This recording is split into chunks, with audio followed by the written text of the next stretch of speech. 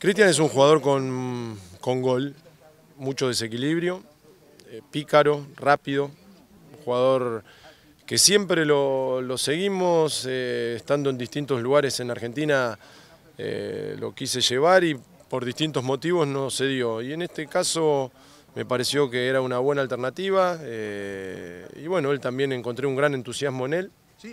Por eso hace un tiempo hablamos y las cosas se fueron acercando y hoy, por lo que tengo, ya está todo confirmado, así que estamos muy contentos.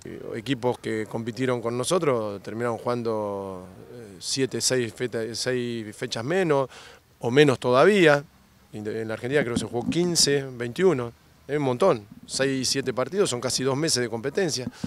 Entonces creo que va a ser un arranque de torneo particular. Obviamente que el que arranca mejor siempre se va a acomodar bien, y los equipos grandes obviamente que tienen más exigencia, arrancando bien se ilusionan, y si no arrancan bien empiezan las complicaciones.